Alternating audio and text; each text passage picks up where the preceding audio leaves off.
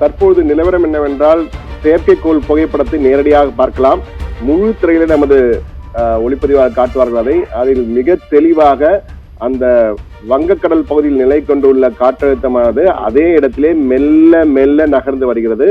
இதனால் உடனடியாக மழை பொழிவதற்கான வாய்ப்புகள் இல்லை என்பதுதான் தற்போதைய நிலைமை. அதனால்தான் மேக மூட்டத்துடன் காணப்படுகிறது. பனிப்பொழிவும் அதிகமாக காணப்படுகிறது. இந்த பனிப்பொழிவு குறைய ஆரம்பித்த பிறகுதான் மழை வேகமானது அதிகரிக்க தொடங்கும். எனவே தற்போது செயற்கைக்கோள் புகைப்படத்தின் அடிப்படையில் பார்க்கும்போது இன்று மாலை வரை மழை பெய்வதற்கான வாய்ப்புகள் மிக மிக குறைவு என்பதுதான் தற்போதைக்கு வெளியாகி இருக்கிறது. இது சுயாதீன வானிலை ஆய்வாளர்களின் கணிப்பாக இருக்கிறது. ஆனால் கடந்த சில தினங்களாகவே 16ஆம் தேதி மாலை முதல் 17ஆம் தேதி எல்லாம் ஆட்டம் க்ளோஸ், சென்னை மூழ்க போகிறது, சென்னை முதல் டெல்டா வரை மிதக்கப் போகிறது என்றெல்லாம் யூடியூப்களில் பெரிய அளவு பேசப்பட்டு வந்தது.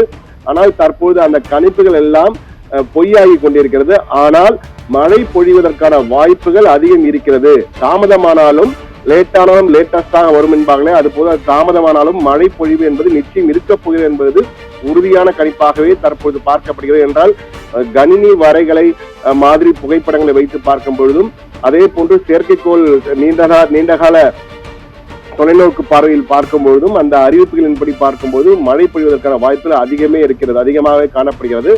அந்த தற்போதைய நிலையில் பார்த்தீர்கள் என்றால் அந்த வங்கக்கடல் பகுதியில் சென்னையிலிருந்து 550 கிலோமீட்டர் தொலைவில் கிழக்கு தென்கிழக்கு 550 கிலோமீட்டர் தொலைவிலும் டெல்டா பகுதியில் இருந்து பார்த்தீர்கள் 380 400 கிலோமீட்டர் தொலைவிலும் கிழக்கே தென்கிழக்கு வங்கக்கடல் பகுதியிலே அந்த இலங்கைக்கு அருகே, இலங்கை திருகோணமலை அருகே அந்த காற்றழுத்த பகுதியானது நிலை கொண்டிருக்கிறது. அது வேகமாக நகர்ந்தால் இந்நேரம் சென்னைக்கு தமிழக கடற்கரை நோக்கி நகர்ந்து வந்திருக்க கூடும். ஆனால் அது மெல்ல மெல்ல நகர்ந்து வருவதால் மிக மெதுவாக நகர்ந்து வருகிறது. ஆனால் வலுவடையும் இல்லை. காற்றழுத்த பகுதியாகத்தான் இருக்கிறது, இன்னும் வலுவடையவில்லை. வலுவடையும் போது நிச்சயமாக தமிழக கடற்கரை நோக்கி நகரக்கூடும். அப்போது மழை பொழிவு தொடங்கும் என்று எதிர்பார்க்கப்படுகிறது. தற்போதைய நிலையில் நாளை காலை, இன்று மாலையிலிருந்து லேசான மழை பெய்யலாம். ஆனால் நாளை காலை அல்லது நாளை பிற்பகல் முதல் தான் இந்த நகர்வு தமிழக கடற்கரை நோக்கி அந்த காற்றழுத்த பகுதி நகர்ந்து வந்தால் அந்த மழை பொழிவானது இருக்கும். அதுவரை அங்கு இருப்பதற்கான வாய்ப்புகள் தான் இருக்கிறது. ஆனால் நீண்டகால அடிப்படையில், அதாவது 2-3 நாட்கள் 48 மணி நேரத்திற்கு பிறகு 72 மணி நேர வானிலை கணிப்பின்படி பார்க்கும்போது, அந்த அறிக்கையை பார்க்கும்போது இந்த காற்றழுத்த பகுதியானது தமிழக கடற்கரையை நோக்கி நகர்வதற்கான வாய்ப்புகள் இருப்பதாக கணிக்கப்பட்டிருக்கிறது. எனவே அந்த பகுதியில் பார்க்கும்போது தற்போது அந்த தென்கிழக்கு வங்கக்கடல் பகுதியிலே மழை பெய்து கொண்டிருக்கிறது என்பதுதான் தற்போதைய நிலவரம். ஆனால் தற்போதைய நிலவரம் கிட்டத்தட்ட 3100 மீட்டர் உயரத்திற்கு மேல் நிகழ்வு அதிகரிக்க தீவிர வாய்ப்பில்லை. ஆனால் இது புயலாக மாறுவதற்கான வாய்ப்புகள் இல்லை என்பது கணிக்கப்பட்டிருக்கிறது. காற்றழுத்த மண்டலமாக இருக்கும். ஆனால் மழை பொழிவு அதிகமாக இருக்கக்கூடிய வாய்ப்பும் இருக்கிறது.